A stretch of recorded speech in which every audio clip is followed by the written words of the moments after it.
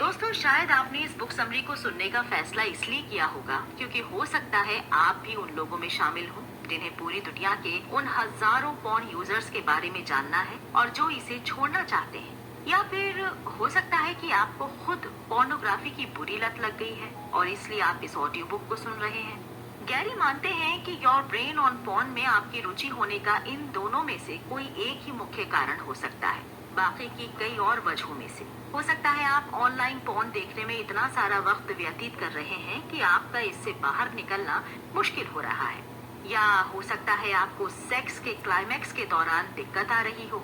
या ऐसा भी हो सकता है कि आपके अंदर सेक्स की भावना इतनी ज्यादा बढ़ गई है कि इसका असर आपकी वैल्यूज पर पड़ रहा है। अगर आप भी उन हजारों लोगों की गिनती में अपने आप को शामिल करते हैं तो आपको शायद अच्छा खासा समय तो लगा ही होगा ये समझने में कि आपकी मुसीबतों का कारण और कोई नहीं बल्कि पॉर्न यूज ही है।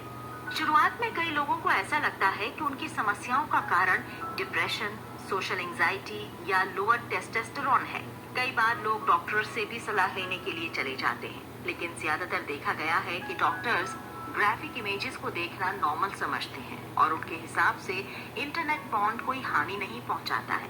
लेकिन गैरी का मानना है कि डॉक्टर के इस स्टेटमेंट का पहला हिस्सा तो सही हो सकता है पर दूसरा नहीं। आजकल के समय में हमारी यंग जनरेशन ये विश्वास रखती है कि पोर्नोग्राफी का इस्तेमाल खराब नहीं है। जो लोग इसका विरोध करते हैं देखा गया है कि वो ज्यादातर किसी धार्मिक संस्था या सोशली कंजर्वेटिव ऑर्गेनाइजेशन के साथ जुड़े हुए होते हैं। हमें दोनों की ही बातों को सुनना चाहिए ताकि हम किसी एक सही नतीजे पर पहुंच सकें। गैरी ने पिछले 9 सालों से पोर्नोग्राफी के बारे में कई लोगों के एक्सपीरियंसेस को अच्छे से जाना है। इससे भी ज्यादा समय उन्होंने वैज्ञानिकों के साथ ये जानने में बिताया है कि इंसान का दिमाग कैसे काम करता है। उनका मानना है कि ये मुद्दा सिर्फ लिबरल और कंजर्वेटिव थिंकर्स को लेकर नहीं है और ना ही ये सामाजिक शर्मिंदगी और सेक्सुअल फ्रीडम के बारे में है। योर ब्रेन ऑन पॉर्न पूरी तरह से हमारे ब्रेन के नेचर के बारे में है और कैसे वो अपने आसपास के एनवायरनमेंट में हुए बदलाव के कारण रिस्पॉन्ड करता है। इससे हमें सेक्सुअल कंटेंट के ओवर कंजम्पशन की वजह से हुए इफेक्ट्स के बारे में भी जानने को मिलेगा। लेखक के हिसाब से इसका जिम्मेदार कहीं ना कहीं अनलिमिटेड इंटरनेट पॉर्न की सप्लाई है। 2008 की एक स्टडी के मुताबिक 14.4% बच्चे 13 साल की उम्र से ही पॉर्न देखना शुरू कर देते हैं।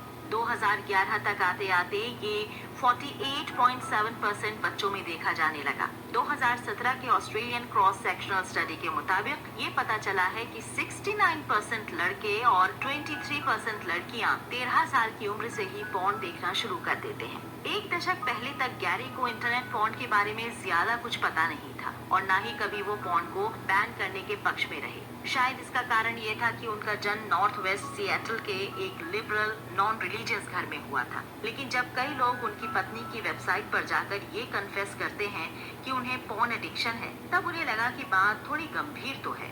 एक एनाटॉमी और साइकोलॉजी के टीचर होने की वजह से उनका इंटरेस्ट हमेशा से न्यूरोप्लास्टिसिटी, एडिक्शन, ब्रेन के मैकेनिज्म को लेकर रहा था। उन्होंने न्यूरोप्लास्ट, जिसे दिमाग का एपेटाइट मैकेनिज्म भी कहते हैं, इसको और अच्छे से समझने के लिए बायोलॉजिकल रिसर्च को भी ध्यान में रखा था। कई बार हमारी आदतों में आए बदलाव की वजह से हमारे ब्रेन के न्यूरोलॉजिकल बैलेंस पर असर पड़ता है। इसकी वजह से बहुत ज्यादा उत्तेजना की भावना हमारे अंदर पैदा हो सकती है और इसलिए हमें इमीडिएट सेटिस्फैक्शन की जरूरत महसूस होने लगती है।